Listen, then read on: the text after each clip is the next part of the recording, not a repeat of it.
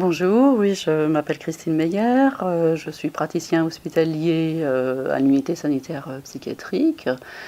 J'ai été formée à Dijon, j'ai fait mon internat, mon assistanat, puis j'ai été nommée praticien hospitalier en Haute-Marne, au sud Haute-Marne, où j'ai été chef de service. Puis j'ai pris un poste de praticien hospitalier fin 2004 à ce qui s'appelait à l'époque service médico-psychologique régional. C'est un service qui se situe au sein de la maison d'arrêt, qui s'appelle maintenant unité sanitaire psychiatrique.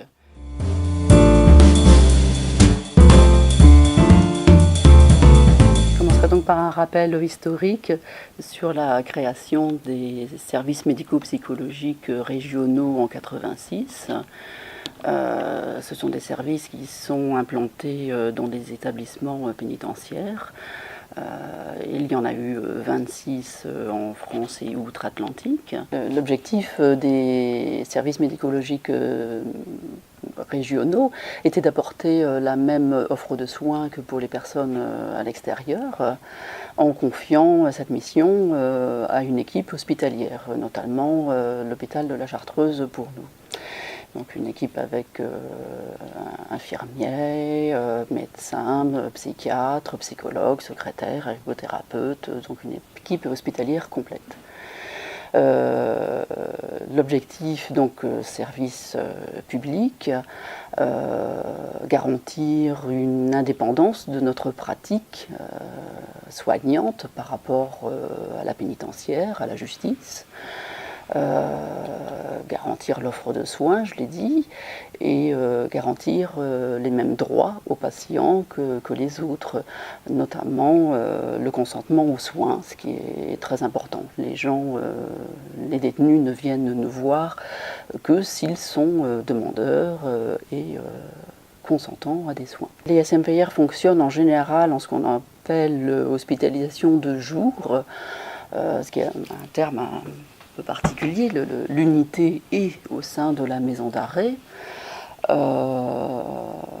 Et nous disposons d'une aile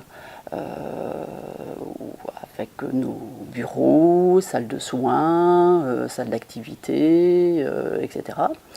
Et de cellules pour accueillir, on peut accueillir nous 20 détenus au maximum. Donc l'aile est vraiment individualisée au sein de la maison d'arrêt, avec l'intervention des surveillants comme dans le reste de la maison d'arrêt. Les mêmes règles au niveau de la pénitentiaire pour tout le monde, les mêmes règles de sécurité, mais donc on a bien deux équipes qui fonctionnent sur place dans cette aile qui nous est spécifiquement réservée. Donc les détenus sont en hospitalisation de jour quand ils sont accueillis, hébergés dans ces cellules qui sont juste à côté de nos bureaux et qui nous permettent d'intervenir au plus vite, de les voir très régulièrement, de leur faire participer à des activités thérapeutiques. Donc c'est des soins plus intensifs que ce qu'on peut proposer aux autres détenus. Il y a environ 200-250 détenus à la maison d'arrêt de Dijon.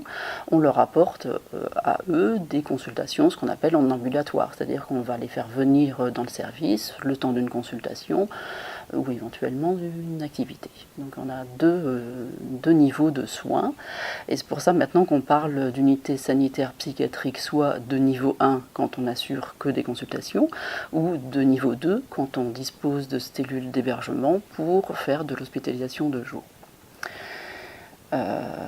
Donc il n'y a que 26 unités sanitaires psychiatriques de niveau 2 sur le territoire. Donc dans les autres établissements, ils n'assurent que les consultations.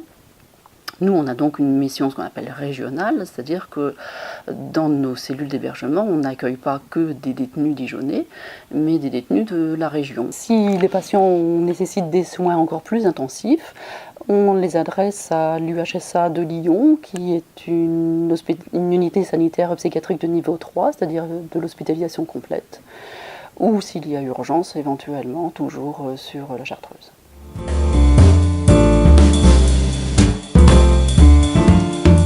On a une surreprésentation des troubles mentaux, même de pathologies mentales graves dans la population pénale.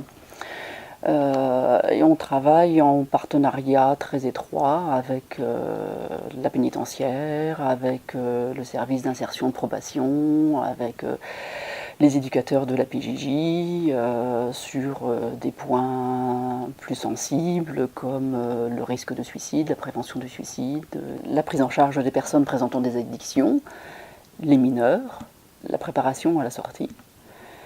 Et notre objectif principal est de continuer à travailler au sein de la maison d'arrêt avec la meilleure qualité de soins possible.